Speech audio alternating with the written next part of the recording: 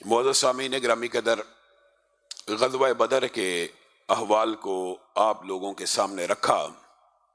غزوہ بدر کی ایک اطلاع مسلمانوں کو ملی اور ایک اطلاع کافروں کو ملی۔ جب غزوہ بدر اختتام کو پہنچا تو رسول اللہ صلی اللہ علیہ وسلم نے جنگوں کے اندر ایک سنت کو اپنایا۔ وہ سنت یہ تھی کہ رسول اللہ صلی اللہ علیہ وسلم نے وہاں پہ 3 دن قیام کیا، اور پھر یہ رسول اللہ صلی اللہ علیہ وسلم کی ایک مستقل سنت ہو گئی، اور محدثین نے، فقہا نے ان 3 دن کے قیام کے حوالے سے بہت سی آراء رکھی ہیں۔ جو چاہتا ہے وہ ان کا تفصیل سے مطالعہ کر سکتا ہے۔ مختصر یہ کہ رسول اللہ صلی اللہ علیہ وسلم 3 دن قیام جہاں پہ بھی فتح حاصل کرتے تھے وہاں پہ اس لیے رکھتے تھے کہ پہلی بات، جو ساتھی بیمار ہیں، جو زخمی ہو گئے ہیں، ان کی اچھی طرح دیکھ بھال ہو جائے، جو فوت ہو گئے ان کے جنازوں کا، ان کے کفن دفن کا انتظام ہو جائے، جو مال غنیمت ملا ہے اس کی مناسب تقسیم ہو جائے۔ اسی طرح ایک حکمت یہ بھی ہے کہ جن کو شکست دی ہے وہیں پہ ٹھہر جانا اس بات کی علامت ہوتا ہے کہ ہم منتظر ہیں، اگر تم پلٹ کر وار کرنا چاہتے ہو ہم یہیں پہ بیٹھے ہیں، ہم تم سے خوف زدہ نہیں ہیں، ہم تم سے ڈرنے والے نہیں ہیں۔ اس طرح کی دیگر حکمتیں بھی فقہا نے بیان کی، تو رسول اللہ صلی اللہ علیہ وسلم نے سنت کو بھی اپنایا۔ آپ کے سامنے غزوہ بدر کے بعض قیدیوں کا ذکر کیا۔ اب یہ معاملات تو ادھر چل رہے ہیں، اور ادھر مکہ مکرمہ میں سب سے پہلی اطلاع غزوہ بدر میں شکست کی ابن عبداللہ الخزاعی نے جا کے دی، اور وہ اونٹ کو خانہ کعبہ کے قریب، بیت اللہ کے قریب باندھتا ہے، اور عجیب و غریب انداز میں، مرثیے کے نوحے کے انداز میں عتبہ مارا گیا، شیبہ مارا گیا، ابو جہل مارا گیا، ولید مارا گیا، امیہ بن خلف مارا گیا۔ اب مکہ کے لوگ اپنے ان سرداروں کے نام سن رہے ہیں اور کہہ رہے ہیں یہ کوئی پاگل ہے، یہ کوئی خپتی ہے، یہ کوئی مجنون آدمی آ گیا ہے۔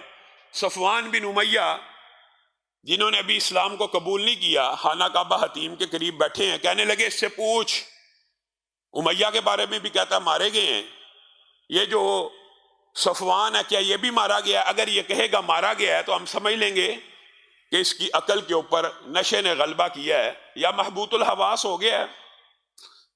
انہوں نے کہا صفوان کا کیا بنا؟ کہا صفوان کا کیا پوچھتے ہو، وہ تو سامنے بیٹھا ہے۔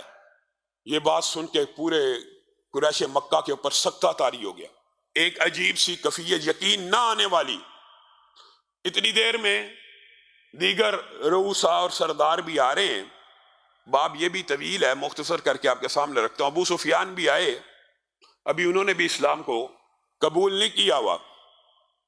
ابو لہب کہنے لگا یہ جو میرا بھتیجا آ رہا ہے نا، یہ اس سے صحیح انفارمیشن ملے گی، سچی بات تو یہ بتلائے گا کہ اصل میں ہوا کیا۔ ابو لہب نے ابو سفیان کو قریب بلا کے پوچھا بھتیجے یہ جو خبریں آ رہی ہیں کیا یہ درست ہیں؟ ابو سفیان کہنے لگے ابو لہب کیا بات کرتے ہو، خبریں تو ایسی عجیب ہیں کہ تم حیران رہ جاؤ۔ جنگ ہونا، مقابلہ ہونا تو عجیب بات ہے، اچنبے کی بات ہے۔ ابھی جنگ شروع ہوئی تھی اور مسلمان جیسے چاہتے تھے ہمیں مارتے تھے، اور میں اپنے ساتھیوں کی بہادری کے اوپر کوئی گلہ اور شکوہ نہیں کرتا۔ ہمارے مد مقابل کچھ ایسے لوگ آسمان سے اترے تھے جنہوں نے سفید رنگ کے کپڑے پہنے ہوئے تھے، چتکبرے گھوڑے ان کے پاس تھے۔ یہ ابو سفیان ایک مرتبہ پہلے بھی آپ کے سامنے ان کا واقعہ رکھا کہ ابھی اسلام قبول نہیں کیا، سچ بولتے تھے، سچے تھے۔ اس کے سامنے بھی جب ہجرت ہوئی وہاں پہ بھی سچ بولا، یہاں پہ بھی ابو لہب سے سچ بول رہے ہیں۔ عجیب و غریب مخلوق آسمان سے نازل ہوئی، جیسے چاہتی تھی باندھ کر پکڑ کر۔ میں اپنے ساتھیوں کی بہادری کے اوپر کوئی شک و شبہ نہیں کرتا۔ ابو رافع، وہ غلام جن کو رسول اللہ صلی اللہ علیہ وسلم نے آزاد کیا تھا، اس وقت آپ کو پتہ ہے وہ ادھر ہی تھے، اور ابو لہب کو جب یہ واقعہ جناب ابو سفیان سنا رہے ہیں، اچانک پردے کی اور سے کہنے لگے اللہ کی قسم وہ آسمان سے نازل ہونے والے فرشتے تھے جو تمہیں قتل کر رہے تھے۔ ابو لہب کے دل کو چوٹ پہنچی اور اس نے ابو رافع کو نیچے گرایا کشتی کے اندر۔ وہ مضبوط طاقتور رسول اللہ صلی اللہ علیہ وسلم کا یہ چچا بڑا مضبوط طاقتور تھا، اور اس نے ابو رافع کو زمین پہ گرایا، اس کو زد و کوب کیا۔ تو ام فضل نے اپنا لکڑی کا ڈنڈا اٹھایا اور ابو لہب کے سر کے اوپر دے مارا کہ اگر میرا خامد موجود نہیں ہے تو تو کیا سمجھے گا کہ اس کے غلاموں کے اوپر تو ظلم کرے گا؟ ایسا نہیں ہو سکتا۔ یہ خبر اتنی سنگین تھی، محدثین مورخین نے لکھا ہے قریش مکہ کے لیے، کہ ابو لہب اس خبر کے سننے کے بعد 7 دن کے اندر اندر مر گیا، صرف خبر کے سننے کے بعد۔ اللہ تعالیٰ نے ایک پھوڑا طاعون نما اس کو نکالا تھا، پہلی لاٹھی ام فضل نے سر پر ماری، دماغ ٹھکانے آ گیا، اتنے غم میں مبتلا ہوا، وہ سارے دوست ساتھی مارے گئے۔ یہ خود آپ کو پتا جنگ بدر میں ایک وجہ سے شرکت نہیں کر سکا تھا، لیکن اس نے اپنے بدلے میں ایک بندہ بھی بھیجا تھا۔ مختصر یہ کہ پہلی بات جیسے ہی خبر پہنچی ابو لہب نے سنی، 7 دن کے اندر اندر مارا گیا۔ اور وہاں پہ مدینہ کے اندر بھی ایک عجیب بات ہوئی، ادھر ابو لہب 7 دن اس خبر کو برداشت نہ کر سکا، ادھر عبداللہ ابن ابی جو آج تک اعلانیہ اسلام قبول نہیں تھا کرتا، جیسے یہ خبر سنی اسلام کو قبول کر لیا۔ یہ ایک لمبا چوڑا باب ہے، وقت آئے گا انشاءاللہ اس حوالے سے بھی اگر وقت ملا آپ کے سامنے رکھیں گے۔ تو مسلمانوں کے یہ 2 دشمن، ایک نے ظاہری طور پہ اسلام قبول کر لیا اور ایک بدر میں قتل نہ ہونے کے باوجود اللہ کے ہاتھوں قتل ہو گیا۔ اب صفوان بن امیہ، آپ بتائیں اس کا والد، اس وقت انہوں نے ابھی اسلام قبول نہیں تھا کیا، امیہ بن خلف مارا گیا، ولید مارا گیا۔ صفوان ایک مرتبہ خانہ کعبہ میں بیٹھا ہوا ہے، یہ انہی دنوں کی بات ہے، عمیر بن وہب کے ساتھ گفتگو کر رہا ہے، اور عمیر بن وہب انہوں نے بھی ابھی اسلام کو قبول نہیں کیا، اور آپ کو پتہ یہ قریش کے اندر بڑے ایک لقب سے مشہور تھے کہ جس کو ہم سمجھتے ہیں کہ صحابہ کے بارے میں چاہے قبل الاسلام ہو ایسی بات نہیں کہنی چاہیے، یعنی بہت زیادہ مشہور تھے کہ شاطر ہیں، تیز ہیں۔ اور یہی ہیں وہ جنہوں نے آپ کے علم میں ہوگا کہ بدر کے شرکاء کی تعداد قریش مکہ کو بتائی تھی، اور خود بھی بدر کے مارکے میں شریک ہوئے تھے۔ صفوان ان سے کہنے لگا اب جینے کا کیا مزہ، باپ بھی مارا گیا، بھائی بھی دنیا سے چلا گیا، وہ جو ساتھی تھے، وہ جو مجلسیں تھیں، وہ جو یہاں پہ لگا کرتی تھی، عتبہ، شیبہ، ابو جہل، اب جینے کا کوئی لطف نہیں رہا، زندگی بیکار سی محسوس ہوتی ہے، اور دل میں انتقام ہے، انتقام کی آگ جل رہی ہے۔ عمیر بن وہب نے اسی وقت موقع غنیمت جانا اور کہنے لگے کہ صفوان، یہ جو آگ ہے اس کو میں ٹھنڈا کر سکتا ہوں، لیکن میرے پاس وسائل موجود نہیں ہیں۔ اگر مجھے اپنے بیوی بچوں کے فقر و فاقے کا اندیشہ نہ ہو، اور وہ جو قرضے میں نے لوگوں کے ادا کرنے ہیں اگر مجھے ان کا ڈر نہ ہو، تو نعوذ باللہ ثم نعوذ باللہ میں محمد صلی اللہ علیہ وسلم کا سر قلم کر سکتا ہوں۔ صفوان نے کہا کیا تو سچ کہتا ہے؟ کہا میرے پاس مدینہ جانے کی ایک وجہ ہے، میرا اپنا بیٹا وہب بھی، ان کا بیٹا وہب بھی بدر کے قیدیوں میں شامل تھا، میں اس کو چھڑانے کے لیے جاؤں گا، لوگ جا رہے ہیں قیدیوں کو چھڑا کے لا رہے ہیں، میں بھی جاؤں گا قیدیوں کو چھڑانے کے لیے، جب موقع پاؤں گا معاذ اللہ ثم معاذ اللہ رسول اللہ صلی اللہ علیہ وسلم پہ حملہ کر دوں گا، تیرے کلیجے کو ٹھنڈا کر دوں گا۔ معاہدہ خانہ کعبہ خطیم کے اندر بیٹھ کے طے پا رہا ہے اور ایک دوسرے کے ساتھ پیکٹ کر رہے ہیں۔ صفوان کہنے لگا آج کے بعد تیرا سارا قرضہ میرے ذمے ہے، جو میرے بیوی بچے کھائیں گے تیرے بیوی بچے کھائیں گے، جو میرے بیوی بچے پہنیں گے تیرے بیوی بچے پہنیں گے، بتا کیا کرنا ہے۔ تلوار لایا، زہر کے اندر پوری کی پوری تلوار کو آلودہ کیا، اور صفوان کو کہنے لگا راز میں یہ بات رکھی، میں جاتا ہوں۔ عمیر بن وہب وہاں سے نکلے اور اپنے منصوبے کے اوپر عمل درآمد کرنے کے لیے مدینہ میں پہنچے۔ ابھی مدینہ پہنچے ہیں، حضرت عمر کو اللہ رب العزت نے یہ صلاحیت عطا کی تھی کہ حضرت عمر کسی شخص کے بارے میں جو اندازہ لگاتے تھے 90% بالعموم وہی پورا ہو جاتا تھا۔ حضرت عمر نے عمیر بن وہب کو آتے دیکھا، کہنے لگے اللہ کا دشمن کسی خطرناک ارادے سے لگتا ہے، کسی خطرناک ارادے سے آیا لگتا ہے. اپنے ساتھیوں کو کہا اس کے اوپر نظر رکھنا، یہ قریش کا مشہور شاطر اور شیطان ہے، اور یہ ہے وہ ہے، اس کے اوپر نظر رکھنا. رسول اللہ صلی اللہ علیہ وسلم کو اس کے ساتھ تنہا مت چھوڑنا. حضرت عمر کہتے ہیں رسول اللہ صلی اللہ علیہ وسلم کے دربار میں پیش ہوا، صحابہ ساتھ ہیں. حضرت عمر نے روکنے کی کوشش کی کہ بس تیرا دائرہ کار یہاں ہے، رسول اللہ وہاں اس سے آگے نہیں تو بڑھ سکتا. تلوار گلے میں لٹکائی ہوئی ہے، اسی کو گرفتار کر کے رسول اللہ کے دربار میں پیش کر رہے ہیں. رسول اللہ صلی اللہ علیہ وسلم نے عمر کو کہا چھوڑ دے، اس کو میرے قریب آنے دے. اب عمیر کی بھی دلوں کی دھڑکن بے ترتیب ہونے لگی کہ اب موقع ہے، اسی وقت کام کرنا ہے یا کسی اور موقع کو پانا ہے. رسول اللہ صلی اللہ علیہ وسلم نے عمر کو، صحابہ کو کہا بیٹھ جاؤ، پیچھے ہٹ جاؤ، اس کو براہ راست میرے قریب آنے دو. یہ رسول اللہ صلی اللہ علیہ وسلم کا انداز تبلیغ بھی تھا اور لوگوں کے ساتھ حسن سلوک بھی تھا کہ اپنے دشمن کے ساتھ بھی جب بات کرتے نہایت قریب کر لیا کرتے، نہایت پیار اور محبت سے اس سے گفتگو کرتے تاکہ اس کے دل کے اوپر اثر ہو جائے. عمیر کو بھی کہا قریب آؤ. جب قریب آئے کہنے لگے عمیر کس ارادے سے آئے ہو؟ اللہ کے رسول، اس وقت تو ظاہر ہے ایمان نہیں تھا لایا. رسول اللہ کو مخاطب ہو کے کہنے لگا میرا بیٹا آپ کی قید میں ہے، اس کو چھڑوانے کے لیے آیا ہوں. رسول اللہ صلی اللہ علیہ وسلم مسکرانا شروع ہو گئے. یہ جو گلے میں تلوار لٹکی ہے اس کا کیا؟ عمیر نے بڑا شاطرانہ جواب دیا ان تلواروں نے ہمارے ساتھ کیا اچھا کیا؟ ایک دوسرے کو قتل کیا، ایک دوسرے کے بچوں کو یتیم کیا. ان تلواروں کو اللہ غارت کرے. رسول اللہ صلی اللہ علیہ وسلم پھر مسکرانا شروع ہو گئے. کہا عمیر قریب تو آؤ. قریب جب آگئے کہا عمیر تمہیں وہ دن یاد ہے کہ جب تم حتیم میں صفوان کے ساتھ بیٹھے تھے اور ایک معاہدہ کر رہے تھے اور اس تلوار کو تم نے زہر لگایا تھا کہ اس تلوار سے رسول اللہ صلی اللہ علیہ وسلم کی گردن کو اڑا دو گے؟ بس پھر عقل مند کے لیے ایک بات ہی ہدایت کا سبب بن جاتی ہے. وہی عمیر جو قتل کی نیت سے آیا تھا، رسول اللہ صلی اللہ علیہ وسلم کی گفتگو سنی، کہا اشہد انک رسول اللہ، آپ اللہ کے رسول ہیں. کیونکہ روئے زمین کے اوپر اس وقت خانہ کعبہ اور حتیم میں میرے اور صفوان کے علاوہ کوئی نہیں تھا بیٹھا. آپ کو اگر خبر دیا تو اللہ نے دی ہے. اسی وقت اسلام کو قبول کیا. ادھر صفوان مکہ کے اندر یہ بات مشہور کر رہا تھا کہ کچھ دن بعد ایک ایسی خبر آئے گی جس سے تم لوگوں کے کلیجے ٹھنڈے ہو جائیں گے. جب خبر پہنچی کہ چچا داد عمیر نے اسلام کو قبول کر لیا تو قسم کھا لی آج کے بعد میں اس سے کلام نہیں کروں گا. اور حیران رہ گیا یہ کیا معاملہ ہے. یہاں سے لوگ قتل کرنے کی نیت سے جاتے ہیں، وہاں پہ جا کے اسلام قبول کر لیتے ہیں.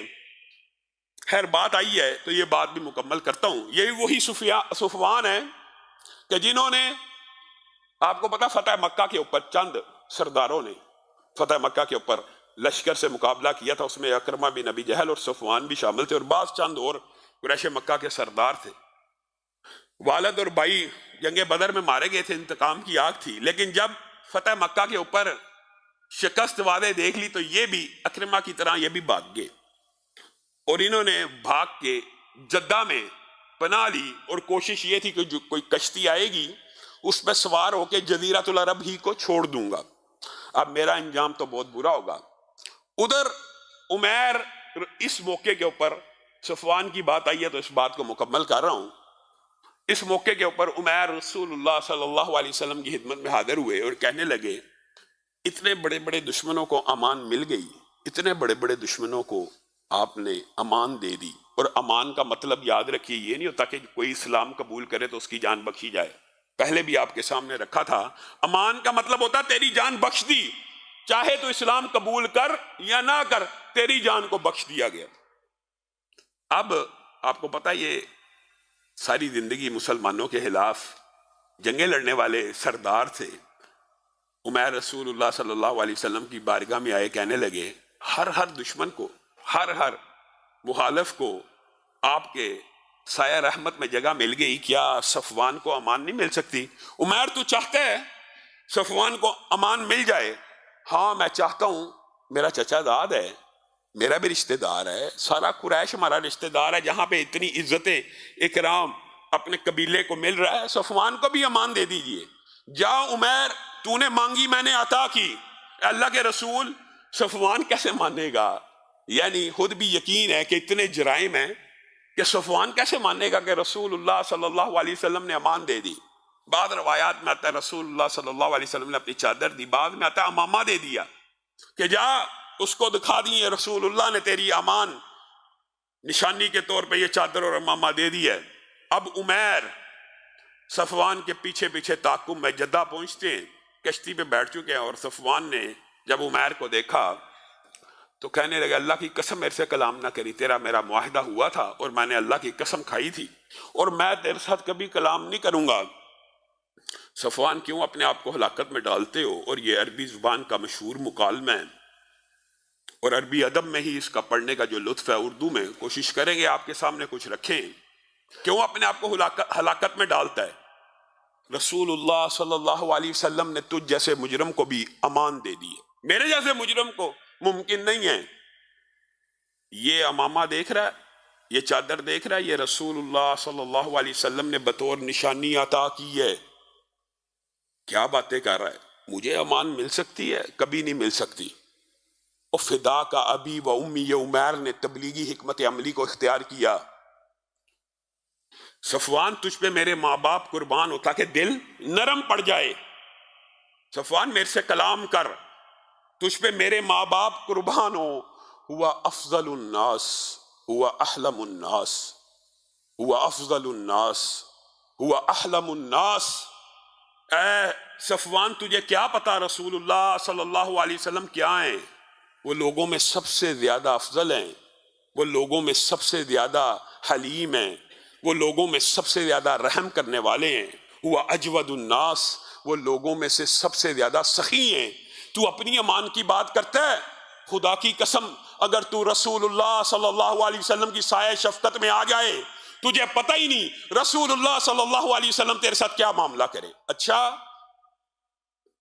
عزہ عزک، شرفہ شرفک، ملکہ ملکک، ان کی عزت تیری عزت ہے، تیرے رشتہ دار ہیں، ان کا شرف تیرے لیے باعث شرف ہے، ان کی بادشاہت صفوان تیری بادشاہت ہے۔ تمہیں کس چیز نے دھوکے میں ڈال دیا؟ اپنے ہی قوم اور قبیلے میں پیدا ہونے والے نبی کے خلاف تلواروں کو سونت دیا۔ ان کی عزت قریش کی عزت ہے، ان کا وقار قریش کا وقار ہے۔ صفوان کا کلیجہ اب پسیج رہے، میں ایک شرط کے اوپر تیرے ساتھ چلوں گا کہ تو نے مجھے امان میں رکھنا ہے۔ اگر رسول اللہ صلی اللہ علیہ وسلم تیری بات کی تصدیق کر دے، انہوں نے مجھے امان دیا، میں رک جاؤں گا، ورنہ میں پھر تو پابند ہے مجھے یہاں پہ واپس چھوڑنے کا۔ ٹھیک ہے چل۔ رسول اللہ صلی اللہ علیہ وسلم کے پاس گیا اور گھوڑے سے نہ اترا، کہنے لگا اے محمد صلی اللہ علیہ وسلم، کیا آپ نے میرے جیسوں کو بھی ازلی دشمنوں کو امان دے دی ہے؟ رسول اللہ نے کہا صفوان نیچے اتر، اللہ کی قسم تو امان میں ہے، کوئی میرا ساتھی تلوار تو دور کی بات ہے تجھے تنکا بھی نہیں لگائے گا۔ اچھا، حیرت زدہ ہو رہ گیا۔ رسول اللہ صلی اللہ علیہ وسلم کی امان پا کے خود بھی حیران ہے، خود بھی ششدر ہے۔ اب رسول اللہ صلی اللہ علیہ وسلم کو علم تھا کہ صفوان کے گھر میں بہت سا اسلحہ بھی پڑا ہے، قریش مکہ کا اور اسلحانے کا نگہبان تھا قریش کے سارے ہتھیاروں کا، اور اس کے پاس بہت زیادہ اسلحہ تھا، بہت بڑا سردار تھا۔ رسول اللہ صلی اللہ علیہ وسلم نے کہا صفوان حنین کا مارکا، حنین کے لیے جانا ہے، ہمیں تیرے اسلحے کی ضرورت ہے، کیا ہمیں دے گا؟ کہا اب تو میں آپ کا قیدی ہوں، اب تو میں آپ کی امان میں ہوں، آپ جیسے چاہیں قبضہ بھی کر سکتے ہیں، کیا زبردستی لے رہے ہیں کہ مانگ کے لے رہے ہیں؟ رسول اللہ صلی اللہ علیہ وسلم نے کہا تھا بل آریتن مضمونتن، بلکہ مانگ کے لے رہا ہوں، ادھار لے رہا ہوں، ضمانت کے طور پہ لے رہا ہوں، جو جو چیز ٹوٹی ہوگی واپس کی جائے گی۔ صفوان کے کلیجے کو چوٹ پہنچی کہ کبھی فاتح بھی چیزیں آریتن لیتے ہیں، کبھی فاتح بھی مانگ کے کوئی چیز لیتے ہیں۔ دل کے اندر تبدیلی آنا شروع ہو چکی ہے، کہنے لگا آپ کو عطا کیے۔ رسول اللہ صلی اللہ علیہ وسلم کے ساتھ حنین کے مارکے میں شریک ہوا اور رسول اللہ صلی اللہ علیہ وسلم سے کہا مجھے 4 مہینے عطا کیجئے، میں اسلام کو سٹڈی کرنا چاہتا ہوں، اگر 4 مہینوں میں میرے ذہن میں اسلام سچا مذہب ہوا قبول کر لوں گا، نہیں تو آپ کا راستہ چھوڑ دوں گا، آپ اپنا کام کرنا، میں اپنا کام کروں گا۔ لیکن حنین کی واپسی کے اوپر، حنین کے اندر انہوں نے رسول اللہ صلی اللہ علیہ وسلم کی طرف سے جنگ بھی تھی کی، لیکن اسلام قبول نہیں تھا کیا۔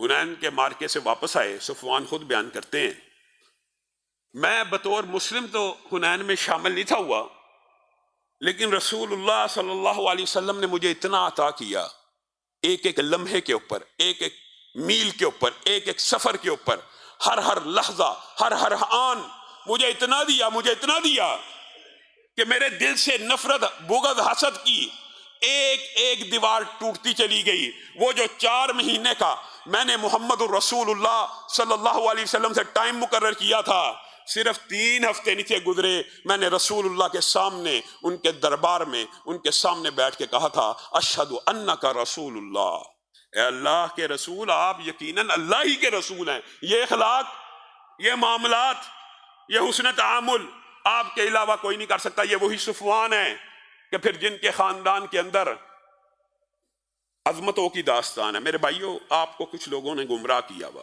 ہاں ٹھیک ہے، ابتدا میں قریش مکہ کے ساتھ رسول اللہ صلی اللہ علیہ وسلم کی جنگیں ہوئی، لیکن انہی سرداروں کے بیٹوں نے رسول اللہ کے ہاتھ کے اوپر اسلام کو قبول کیا، اور پھر جب مکہ پہنچے تو پتہ لگا جس نے ہجرت نہیں کی اس کا کوئی اسلام نہیں، ہجرت کر کے مدینہ آ گئے۔